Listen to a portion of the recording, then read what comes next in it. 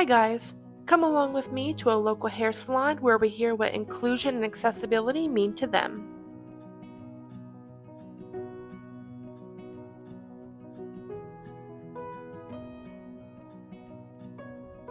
My name is Paige Touchet, and I am a stylist at Neon Lux Salon and Spa. We are located in D'Iberville, Mississippi, and I offer sensory-safe haircuts. So I guess a little bit of background I should start with is why I offer sensory-safe haircuts. I actually have a 19-year-old brother. His name is Jace, and he has severe autism. He's level 3.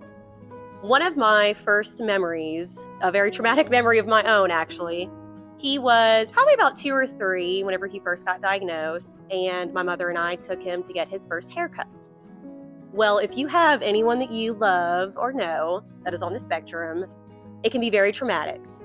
Long story short, he, my mom, and I, all 3 left crying, and he left with his head buzzed.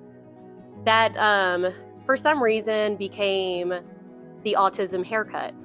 Was holding their arms down and just buzzing their head and getting it over with. I became a hairstylist. That was something that I set out to make a difference in, was to make a sensory safe place and a safe place for people on the autism spectrum and with sensory processing disorder. So yeah, that's why it means so much to me. I am kind of a baby, so I'm like, I won't want to cry talking about Jace. But yeah, that's why it means so much to me, and it feels great to give somebody a safe spot. People don't realize how traumatic those haircuts can be sometimes, especially with somebody with sensory processing disorder. And just knowing how to interact and, calm things down on their level really just has mattered a lot to me. I am, I think, one of the only stylists on the coast that is actually sensory safe certified. I actually got sensory safe certified through the Sensory Safe Solution.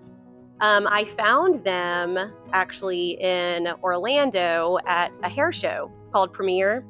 My awesome boss, Alicia Wortel, brought the whole salon over there, and we're waiting in line to go in. And these people are like running through with a megaphone and, hey, we're doing this sensory safe certification class. Come hang out, come meet us. And it's crazy because that has always been something that I was very passionate about, that I wanted to learn how to teach. So long story short, I met them. They're all amazing human beings. And now I am sensory safe certified. So, we definitely believe in trust, not trauma. So that is something, again, that I just believe wholeheartedly in. And, everyone deserves a basic human right of getting a haircut.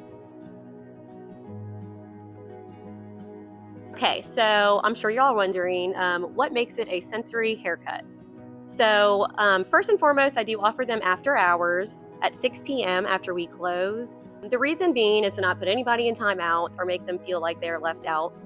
It is to make it less overstimulating. Not as much hustle and bustle, it's more one-on-one time especially, which is something very important to me. I want to be able to focus on my client and my chair at all times.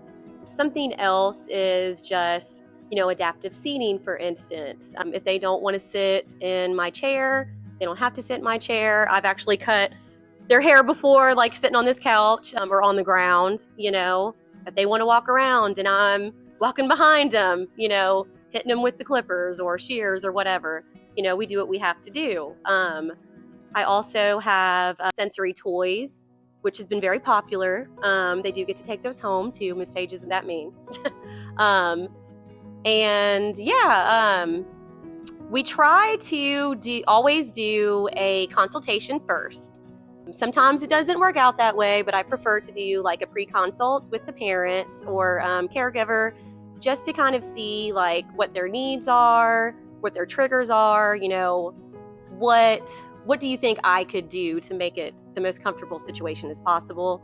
And then afterwards, obviously, we kind of go, we see how things work out. And, well, you know what? So-and-so didn't really react well with the clippers, so next time let's do a shear-only haircut. I also have all of my clients on a 4-week rotation, again, to desensitize them, and so that way they get used to me in the environment. So one cool thing that I include in my sensory haircuts are these cool clippers. They are sensory safe. They actually have 2 different vibrations and they're much quieter than normal clippers. So just to give you a little insight, this is the first level. I'll put it closer to the... And the second level. And of course, we can adjust it to each client's needs. This is through a company called Andis, and they actually linked up with the Sensory Safe solution. You will see a lot of Creating Trust, Not Trauma branded all over me, and that is who made these clippers. So I think that's really awesome.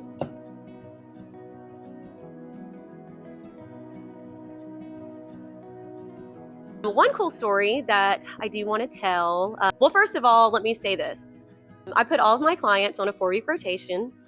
The reason why I do a 4-week rotation is because I want to desensitize them from the clippers, the environment. I want them to get used to me and again, realize that they are in a safe place. So I do have one success story. He is, I know we're not supposed to have favorites, but he is one of my favorite clients. He was one of my first actually sensory cuts. This client he did not care for Miss Paige at first, long story short. And I told him, I was like, you know what, man, that's okay. I'm your crazy Aunt Paige now. You're going to get used to me.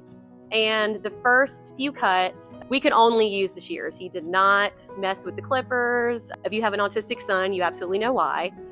And, but once we got to his 3rd or 4th haircut, now he has successfully moved on to the clippers. He gets in the chair by himself.